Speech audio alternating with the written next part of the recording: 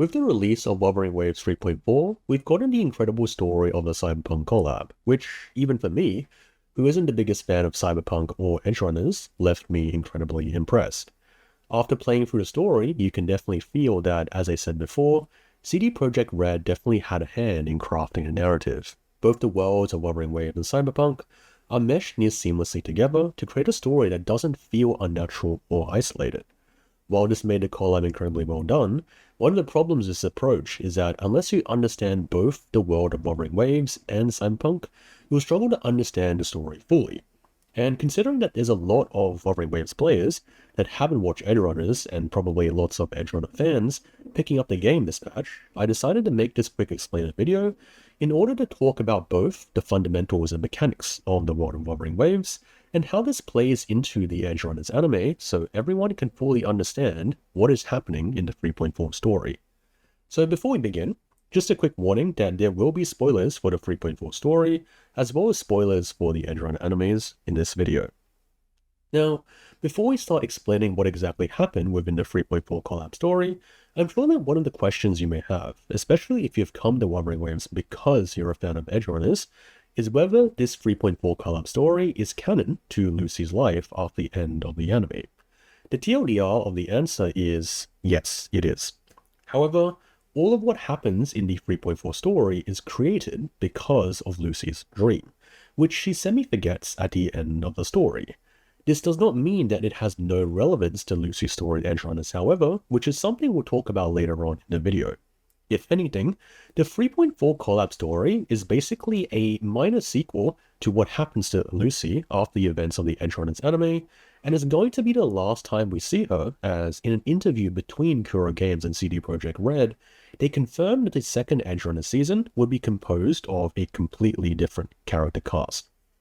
So, anyhow, let's start off our explanations with the world of Wuthering Waves.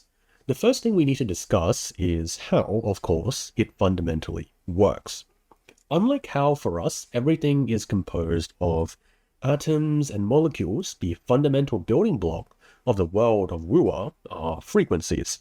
While this is really complex, basically needing an entire video on its own, what we need to focus on here is that frequencies, beyond making up everything, can also intertwine with abstract concepts such as emotions and memories.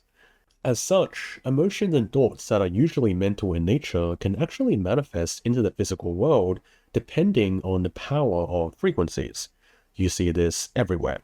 A resonator's powers, based on frequencies, are often dependent on and awakened because of, say, emotions and experiences.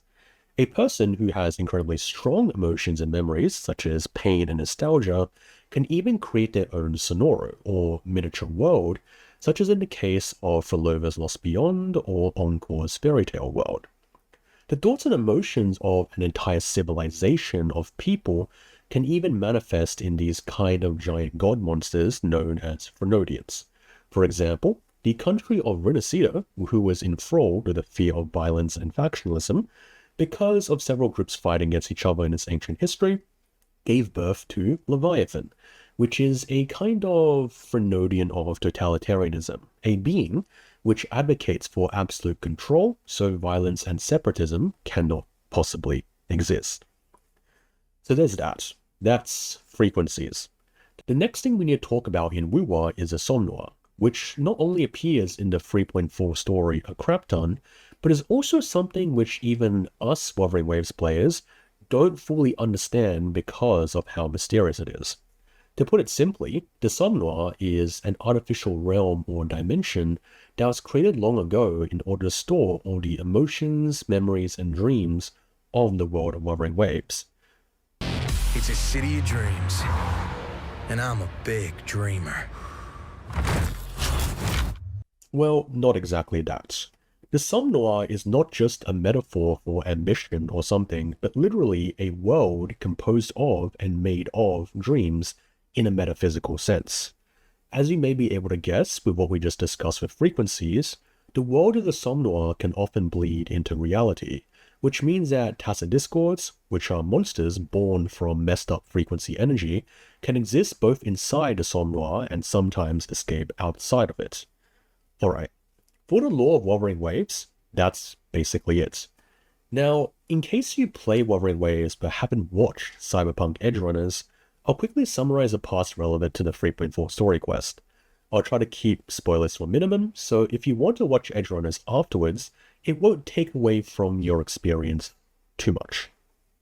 So, the world of Cyberpunk is essentially a dystopia of a late-stage capitalist society where corporations have achieved immense control over society, culture, and the governments.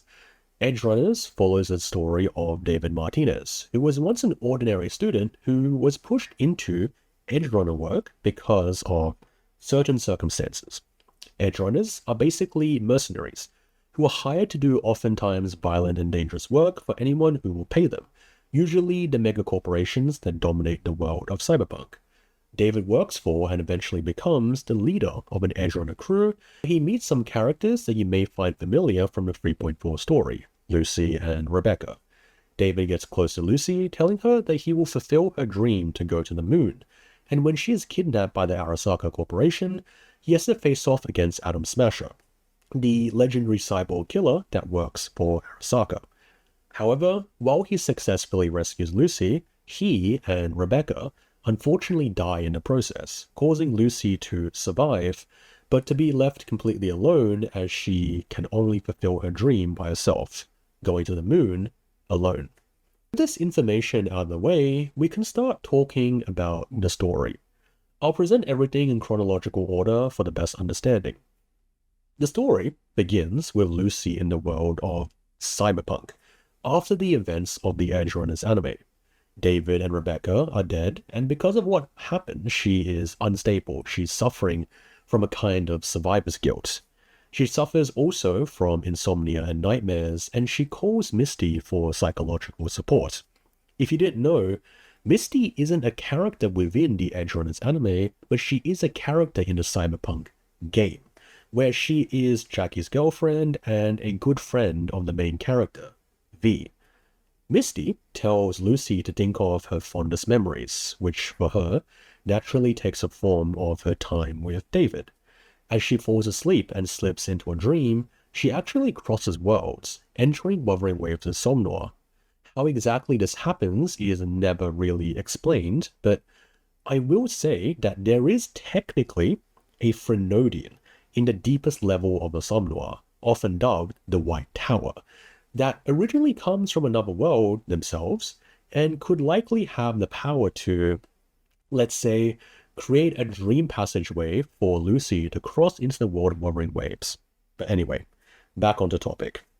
As Lucy crosses into somnoire, her dream creates her own world or level within it, which means that everything that she actually sees is constructed from her own memories and dreams. On the Wuthering Waves side, Lucy's intrusion into somnoire is starting to cause physical effects in the real world, spilling into the academy in Leroy. For the record, this isn't even the first time something like this has happened. Whenever a foreign entity enters a somnoire, it usually creates chaos that causes dreams to spill into reality, such as within the story of 1.4. So, Lucy's intrusion, let's call it, into the somnoire is causing instability, and a gate begins to form. You, the main character, Rover, go in to investigate and find Lucy and Rebecca. But wait, Rebecca, if you remember, actually died in the events of the Edgerunners anime. So how exactly is she alive? Rebecca is actually revealed to be a construct of Lucy's memories and dreams, and through frequencies is turned into an entity that can take on a physical form.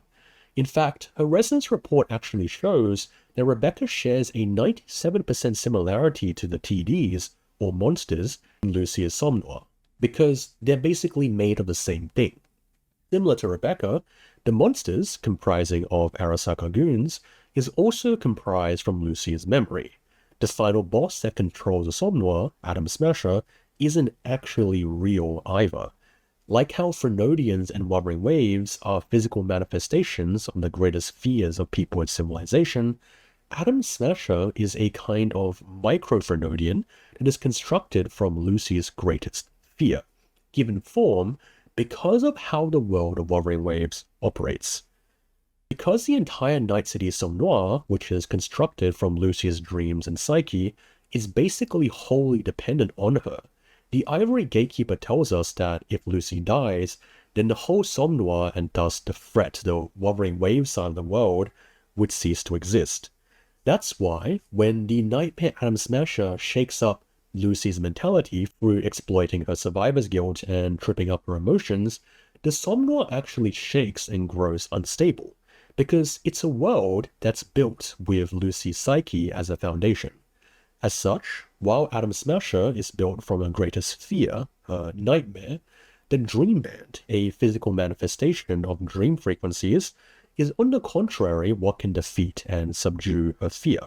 This comes in the form of David, which is why Misty at the very beginning asked her what her fondest memory was. You gotta remember, in the world of Wuthering Waves, emotions and memories themselves can be converted, in a way, into tangible things and real power. While negativity can create monsters, positive emotions and memories can do the opposite, empowering people.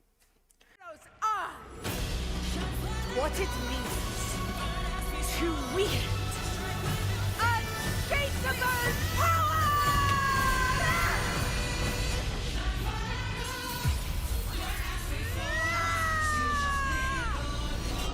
We ride with roar. As such, the quest, which is predicated on assembling the Dream Band and thus David's frequency to defeat Atom Smasher, is actually just Lucy's psychological journey of coming to peace with herself after the events of the Edgerunners anime. The final boss fight against Atom Smasher is the equivalent of conquering her greatest fear, while meeting with David again is a process that allows her to resolve her guilt and move on from the past, giving her an opportunity to say goodbye to Rebecca and David, which she was never able to give in the anime. The story ends with Lucy sharing her dream with David, being on the moon, before coming to terms with herself and returning to her own world the way she came, resolving the threat of the somnoire in Wuthering Waves, while she returns and doesn't actually remember what happened, since she remembers it as a long dream. However, I think that for Lucy, this was still a short period that let her come to peace with herself and her trauma, even if she doesn't really remember exactly why.